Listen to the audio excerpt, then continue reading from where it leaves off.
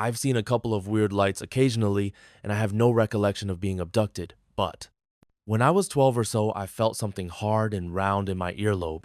I told everyone, and they said it was just an under the skin zit, pretty normal for someone my age, but it was there for 6 months. Annoyed, I decided to do some self surgery. I could feel it very near the surface and poked a hole in my ear with a sterilized needle. Blood freaking everywhere, I could feel this thing and I squeezed up towards the hole I just pierced. Out pops this tiny metal ball, maybe half the size of a BB. It was black metal, completely spherical, with an indentation around the center and teeny tiny golf ball like indentations. As I was rolling it around in my blood covered fingers, it slipped, spun around the sink a couple of times, and fell down the drain. At 12, I had no idea what the heck to do with it, and my parents didn't believe a word I said and told me to just put some tea tree oil on my zits next time. I have never had anything like it since. One night, standing outside watching the stars. It was late, maybe 2 a.m., and out in the country, so it was dark, no streetlights, very little to no moon. I was watching what I thought was a satellite moving across the sky from right to left. Didn't think twice about it as I saw them all the time. Suddenly, the satellite stopped and shot off fast, totally disappeared at a 45-degree angle from the direction it came. I have never ever seen a satellite change direction ever. It startled me so much I stood there for a bit wondering if I really saw it or not, but I did, 100% certain. It's unfortunate no one was there with me that night. The first time I'd ever seen anything, I was 7 in Houston, Texas. I used to like to climb on top of my mom's Suburban in the driveway and stare at the stars. One night, I saw an intensely bright floating light over the tree line, probably about a half-mile away. I hollered, but nobody came to see it. I did not see anything else until March of 2008. This experience happened between the 10th and the 15th, but I can't give a specific date because I was up for 4 days trying to come up with some explanation to satisfy what I had seen. This was in Tuscaloosa, Alabama. My mother lived in a garden home community, all houses the same size, all one story, and you had great visibility distance-wise. I walked out of my buddy's place at exactly 4 a.m. to a bright starry night. When I walked out, something caught my eye to the left of me. I looked over and saw a bright blue, yellow, green, white, red, orange, strobing, flashing light floating silently to the left. I stood in awe at it and did not want to go grab anyone because I didn't want to miss anything. I watched as it passed in front of the moon behind my friend's place, and I saw the outline of the craft. It was a teardrop, sunflower seed type shape, and the craft seemed to have the lights being transmitted from the top half of it. It was almost as if it was transmitting some type of light pattern upward. It also had a dark, thin, smooth line of exhaust that disappeared 50-75 feet behind it. This all occurred no less than 400 yards away from me. After it passed the moon, I ran inside and grabbed someone. He saw it, but it was too far away to make out what it was. I went home, which was only a few blocks away, and looked out from the driveway the same direction the first craft had come from. I saw 2 dim white lights slowly coming over the horizon at a slow pace heading towards me. I then ran inside and grabbed my mother out of bed. We stood there for about 20 minutes while 5 separate crafts flew over us. First came 2, then 1, about 6-7 minutes apart from each other, maybe 20 miles per hour, maybe 200 feet up, completely silent. The way that they looked from underneath was each one had 2 huge bright white lights which were maybe 30-40 feet across each, but they were so bright it was hard to get a good estimate. They also had a pulsating red one between the white lights that dimmed and relit. I would estimate from the size of the white lights that each craft was maybe between 100 and 5,200 feet wide. The last craft that flew over us flew over lower and slower than the first 4 had. Then it made a noise. It let out a sound that to this day haunts me. What I could best compare it to would be this long spaceship noise followed immediately after by a lower pitch metal scratching sound. That's the best I could describe it. Take those 2 sounds except make it digital and multiply it by 50. This was loud. The craft did that twice. These crafts flew directly over us, and I believe that the sound was an acknowledgement.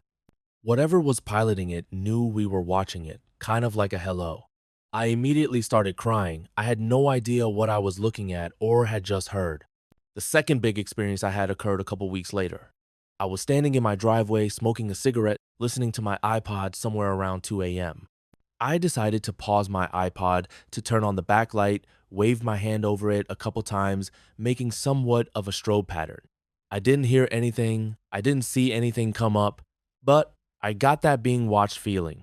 I looked up, and directly above me was a trapezoid-shaped craft with rounded edges that had a dark, red, and black pulsating glowing outline.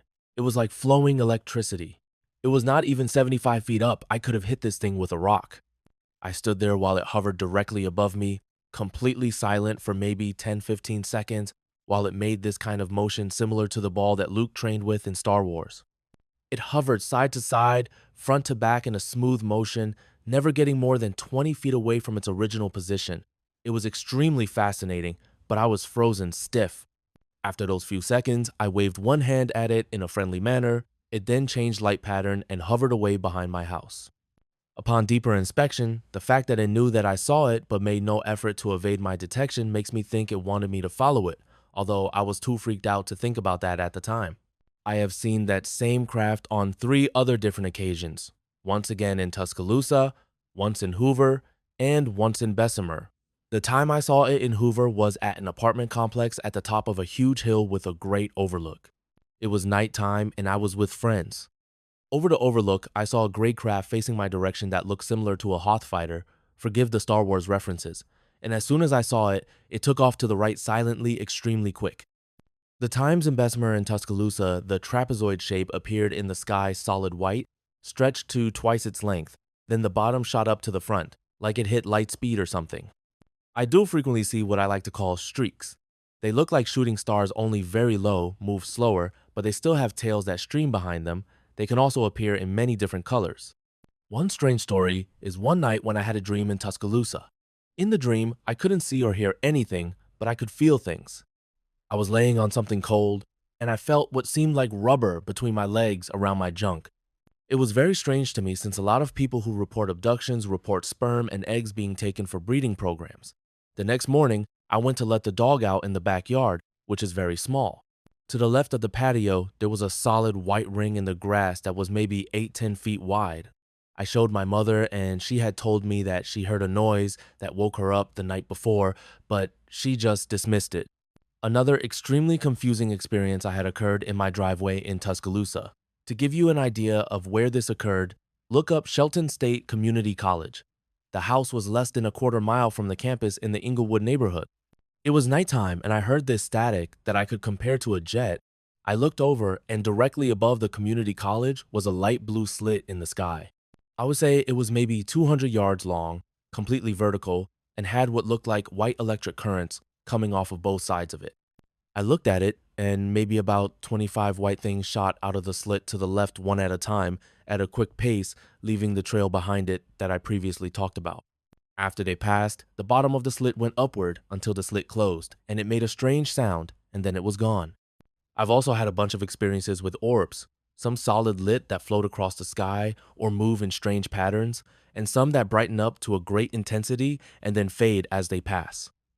After that first big experience, I started doing some research because I was so confused. I understand that I've had an abnormally large amount of experiences, and I honestly can't tell you why. I wish I could. I was traveling back home with my mom from my aunt's house on a warm, sunny afternoon. While I was sitting in the passenger seat, an object just appeared in the sky a little to our left. We both saw it immediately. The size of it is what was shocking more than anything. It had the classic saucer shape and was shining brightly because the sun was reflecting off of it. We continued driving down the road a few seconds, just admiring this craft, when all of a sudden we saw something I still don't believe to this day. It just vanishes. Disintegrates, disappears, whatever you want to call it. I looked back at my mom and I could tell by her expression she had seen the same thing. Back in spring of 1997, a group of us neighborhood kids were looking up at the night sky, observing the Hale-Bopp comet. I grew up hours from any major city, so the view was pretty clear. After a while, we started to notice a red and a white dot circling around each other, making sudden movements in every direction, like no aircraft I have ever seen or have ever seen since. At a certain point, they merged into one craft, then shot out 3 smaller crafts. Although we couldn't tell whether it was a craft because they just appeared to be balls of light, this went on for a couple hours. Right before the lights disappeared, they accelerated at lightning fast speed into the darkness. We all went home terrified of what we saw. The next day, on the front page of our small hometown paper, it said it received several calls. The explanation they gave was that the local airport was testing aircraft. I'm sure how much I believe that story because of what I saw. To this day, whenever I see my friends that were there that night, we'll sometimes talk about it. None of us can be sure what we saw, but to this day, none of us have ever seen anything like it.